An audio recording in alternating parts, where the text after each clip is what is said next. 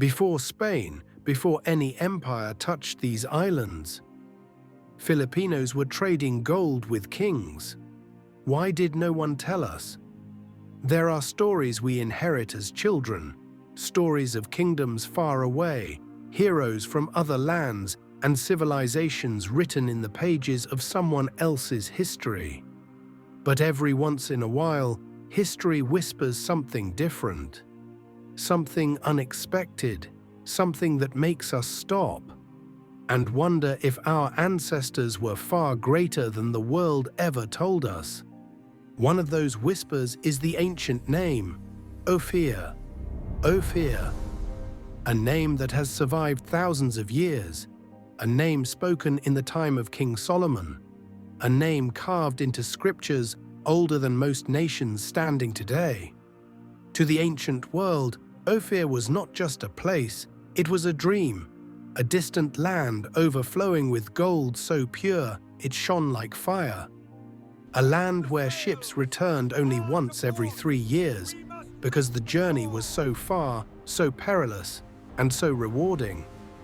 For centuries, the world searched for this place.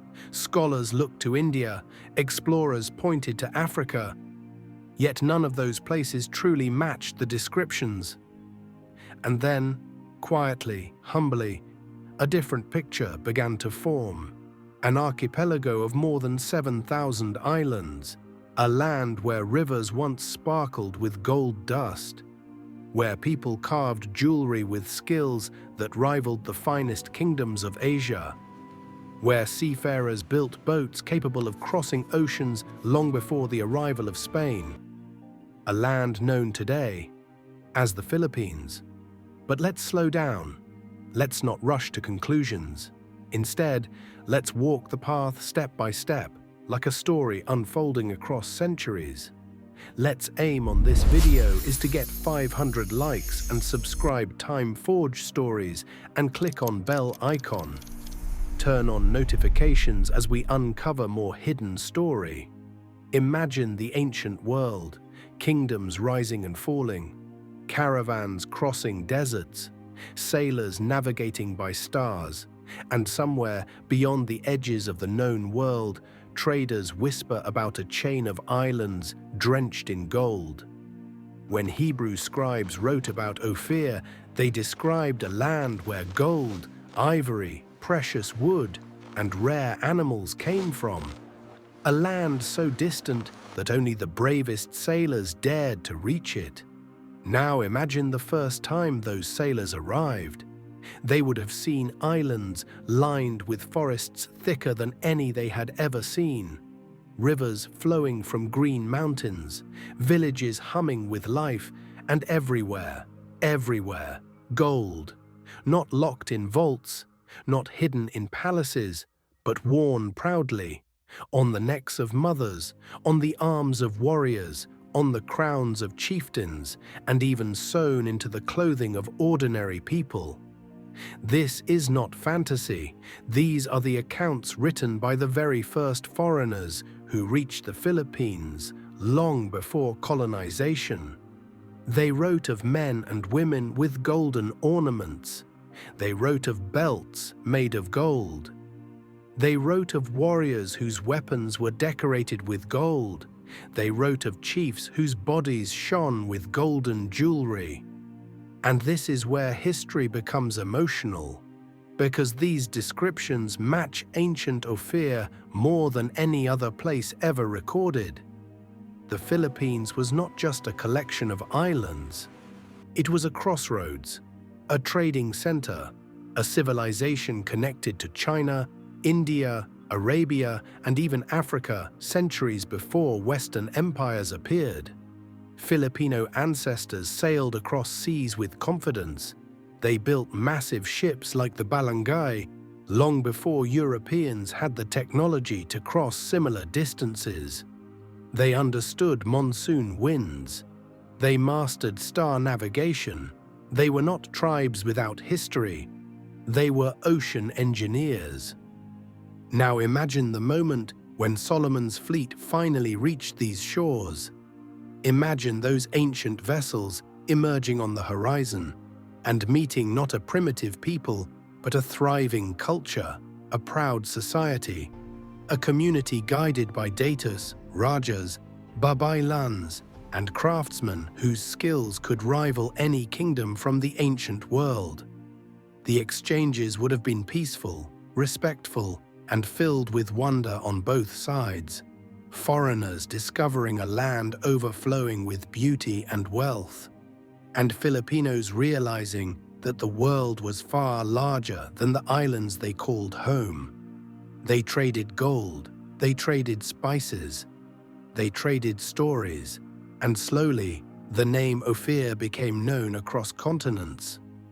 But history is a cruel storyteller, because when colonizers arrived thousands of years later, they didn't come to learn the truth. They came to rewrite it.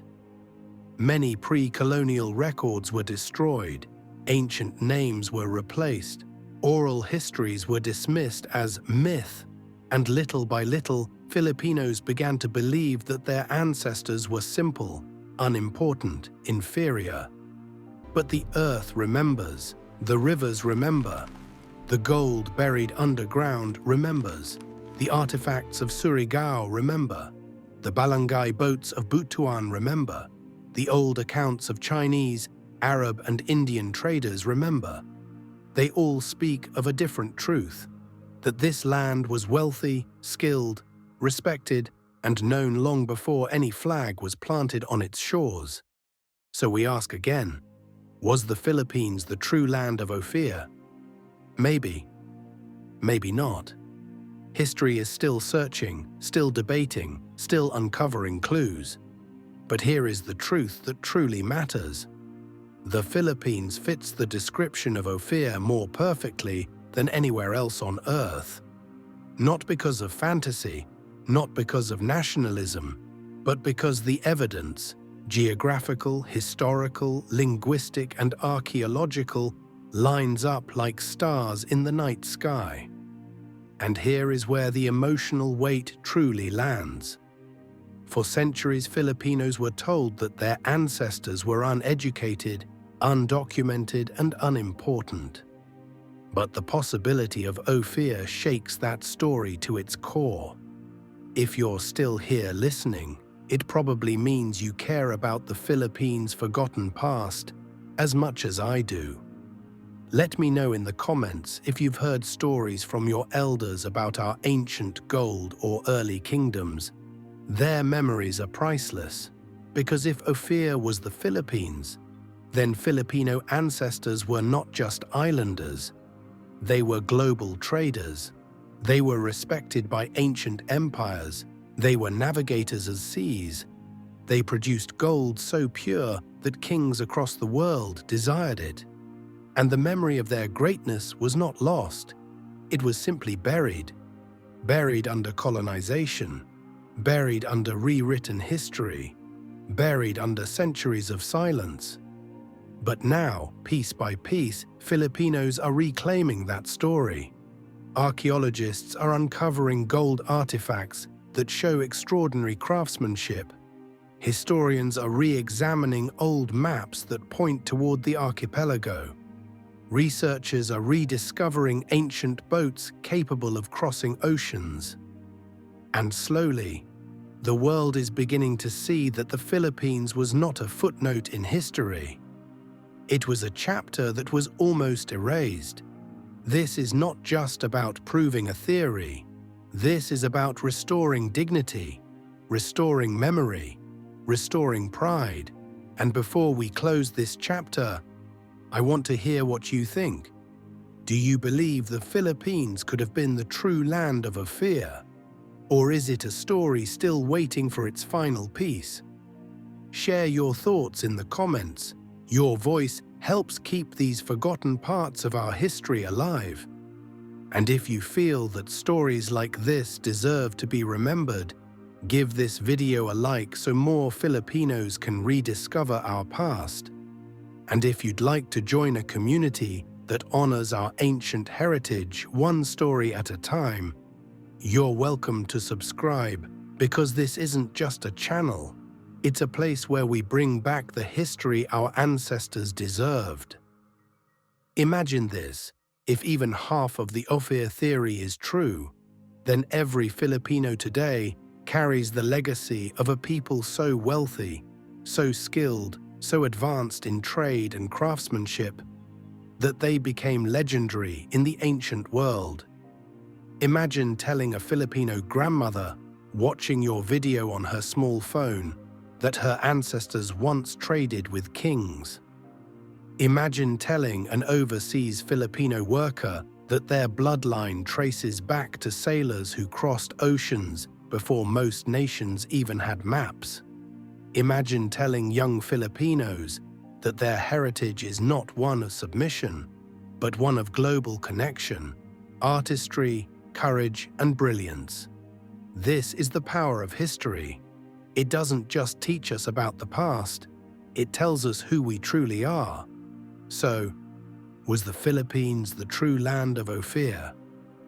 Perhaps one day archaeology will prove it beyond doubt. Perhaps it will remain a beautiful mystery. But one thing is certain: the gold of ancient Filipinos was real. Their craftsmanship was real. Their bravery was real. Their seafaring skill was real. Their kingdoms, Tondo, Butuan, Mai, Namayan, Pangasinan, were real. Their connections to ancient empires were real. And whether or not Ophir was here, the greatness of pre-colonial Filipinos is undeniable.